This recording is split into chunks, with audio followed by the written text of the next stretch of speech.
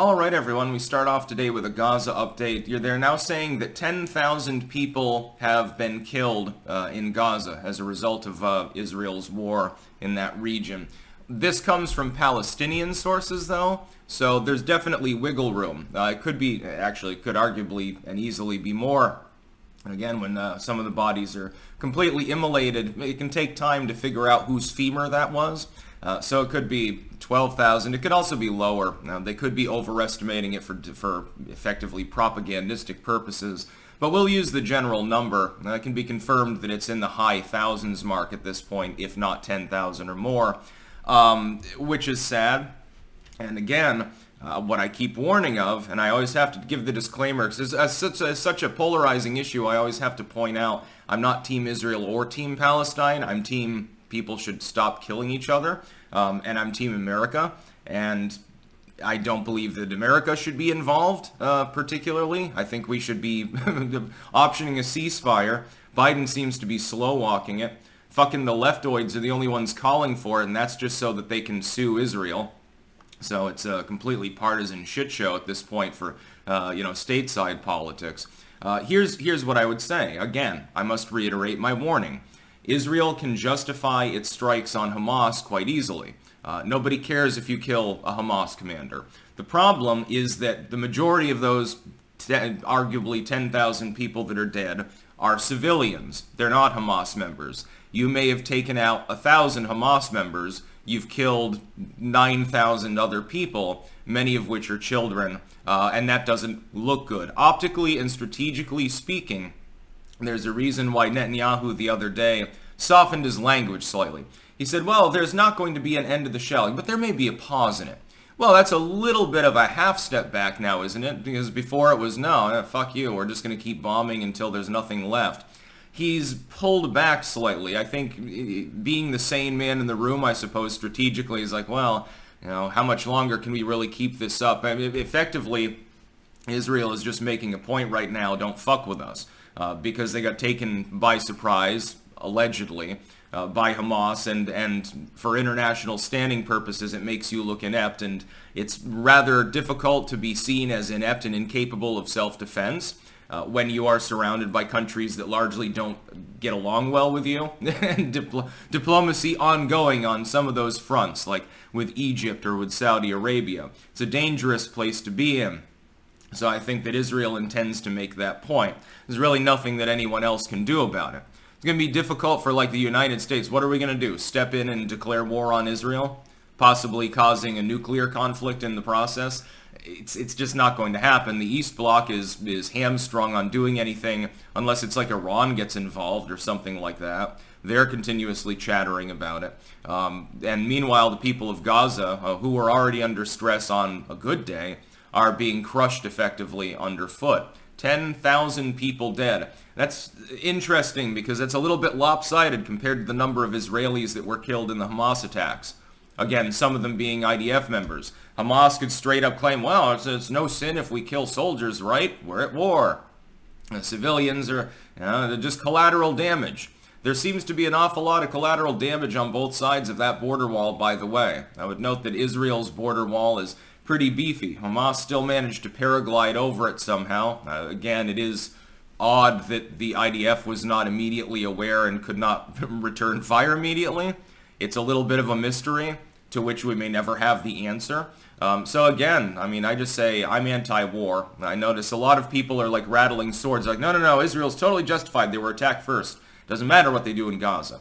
Other people will say, well, but the Gazans are effectively been imprisoned for decades, and so it's justified if Hamas does whatever it wants to do. A lot of bloody war rhetoric, actually. A lot of war propaganda you see as well. A lot of it AI generated at this point, although normally, again, people's arms don't randomly move out of joint in the middle of their wrist, so it can be easy to tell what the propaganda is. To go by some of those images, you'd think that 50,000 people were killed, of course. Gaza doesn't exist anymore, though. The difference is stark, and this is the problem for Israel as far as optics, war propaganda, etc. You were attacked. You had something on the order of 1,000 civilians killed. Hundreds of hostages were taken by Hamas. a form of retaliation in that sense is justified.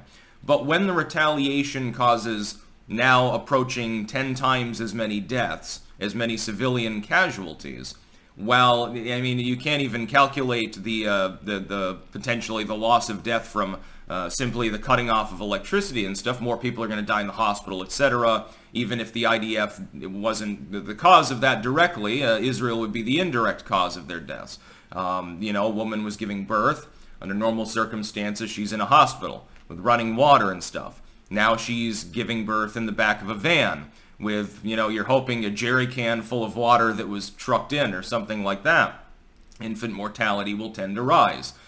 You have an extremely high density of people now in the southern end of Gaza. It's rife for disease, potentially disease breaks. So you can end up with a cholera outbreak. Probably it's already happening now. You've got a bunch of people shitting out in the open because the plumbing ain't working. You've got a bunch of people whose immune systems are under stress. I was led to believe when we were talking about the disease that shall not be named on a YouTube video, I believe people were hearkening back to the World War I era and the conclusion among some that the influenza pandemic that broke out then, that killed a significant proportion of the world's population, you remember that, the Spanish flu that they renamed for no reason, was probably born in the trenches of World War I, due to a combination of high concentration and unsanitary conditions allowing it to mutate faster. Entirely possible, though it's also possible that it originated in China. I personally believe that, but it appears to have gone to the trenches and then mutated further, and that's sort of what you got, but that's all academic and we can't prove it after the fact. 10,000 people dead. Huge concentration of refugees. It's more than half the population of Gaza that's been displaced. In fact, it's basically everyone. Moving around constantly with limited access to the goods required to actually continue existing. At some point, things boil over, or you do get like a disease outbreak or something, and that can start wiping out the population even faster. You'd end up again with an outbreak of some virulent strain of cholera and 20% of the Gazans die. Well, the people that die largely are going to be civilians. Hamas will appropriate resources for itself. The Hamas leadership live luxurious lifestyles. They're not going to go without toilet paper. I'm sure that the Hamas leader has backup generators so he can still flush the toilet. Israel at some point will be judged to have effectively massacred the people of Gaza. We're just not sure exactly where that arbitrary cutoff is. At what death toll or what proportion of the population dead have you massacred them? It will be labeled a war crime. Now, the United States in the end diplomatically will prevent any long-standing punishment or anything like that of Israel, and therefore the rest of the world may resort to a regional war.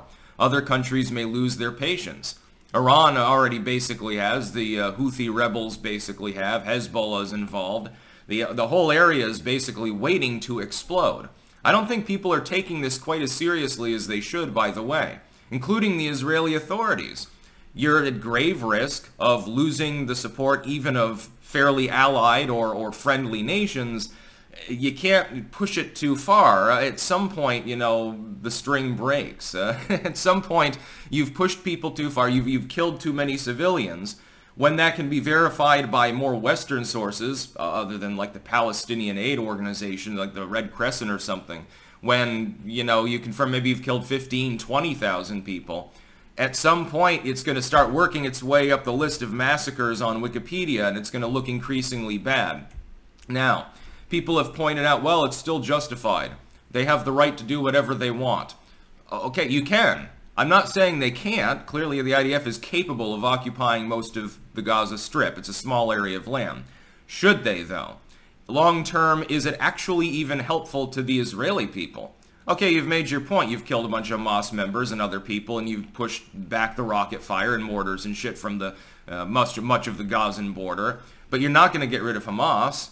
They're not going to stop existing like Netanyahu originally claimed was the goal.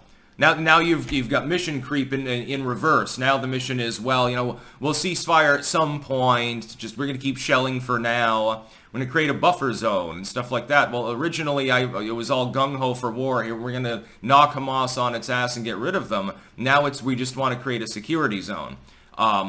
Okay, again, It's not even entirely 100% clear what the intent is. Now, we know what Hamas's intent is because they say it loud and proud. They would like to wipe Israel off the face of the earth. They'll fail at their mission too, though, because there's no way for them to defeat such a sophisticated standing force.